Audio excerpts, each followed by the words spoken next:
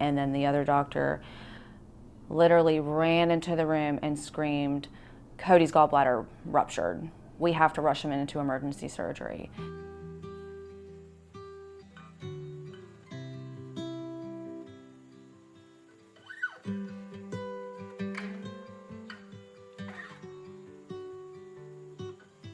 It was 2013. I met Amanda.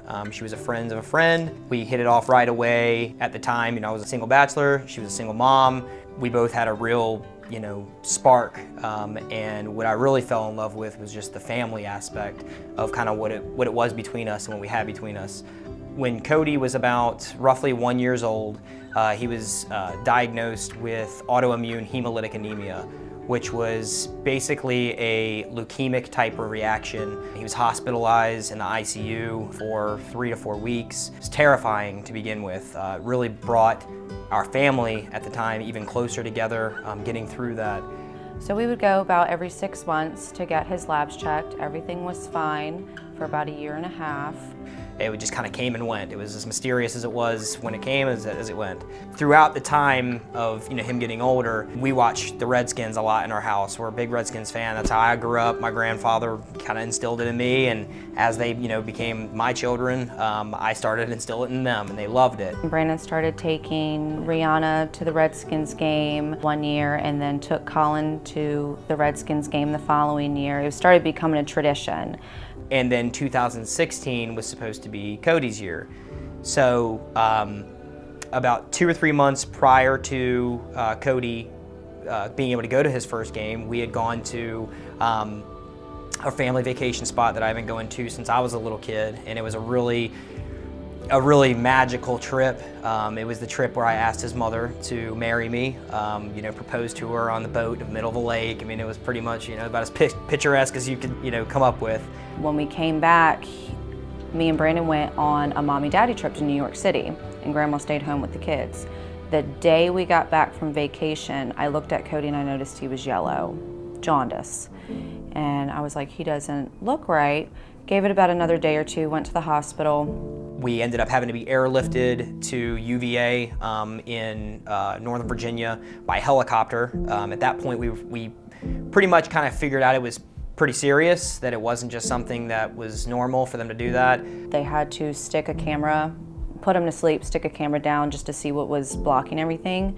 That's when they found the tumor.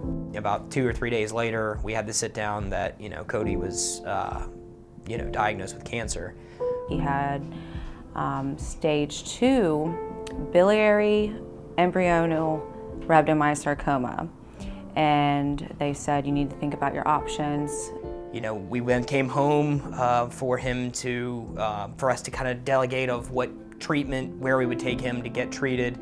And he ended up getting a fever, which landed us in the hospital at home. We couldn't figure out why he was having a fever. And I remember sitting down with the doctor having this talk, and then the other doctor literally ran into the room and screamed, "Cody's gallbladder ruptured. We have to rush him into emergency surgery." And I think that was a very dark moment for me in the beginning, because that's when everything became real.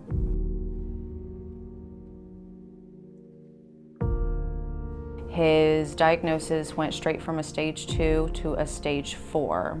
We were in the hospital for about 2 months straight. They started chemo right away, and we were just thrown into the cancer world. It's like the worst thing you could ever imagine happening, coming true though. It was like a dream, but it was real. I was expecting him to be throwing up all the time, him to be just laying down on the couch sick all the time, but it wasn't. He probably threw up about 5 times his whole treatment. He was a rock star during treatment. I mean, he sailed through it. That kid never once complained about it, not one time. I mean, he had a bag with a line going into his gallbladder, and the only thing that irritated him is he couldn't swing with it on. It was his strength, his commitment to not giving up. We felt like instead of sitting around dwelling like, oh no, what's gonna happen, that in order to make Cody's days the best that we could make them, we had to make every day a good day. If you didn't have a bald head and lose all the weight, you'd never know this kid had cancer. When Cody got diagnosed, his dad gave him a Redskins blanket for the hospital. And he had this Redskins blanket with him for every single chemo, every surgery, every radiation. Every time we were in the hospital, this blanket stayed on him. He started watching the games and started getting into it more. And then that's when he started becoming a true fan, not just dad putting a jersey on his son, you know. Him finding out that he's gonna go see his favorite football player play in front of him and knowing that it's his turn, that he really gets to go. When he found out he got to go after the cameras were off and everything, the coolest part about it is he said, "And all you guys get to come too?" He was more excited that we all got to go than just him going. And it just speaks to his character, like who he is. You know, to see a child that's been through so much, not really known at times what he was going through and why he was going through it, and why he had to be on the hospital bed so long. To see him be able to come into his own and understand that he beat cancer. You know, his hashtag was Cody can crush cancer. That was his thing. I get to go because I crushed cancer, right? And it's just like, can't that make you melt? You know what I mean? But yeah, man, that's exactly why you're going, buddy, because you crushed cancer and you get to go. You earned it.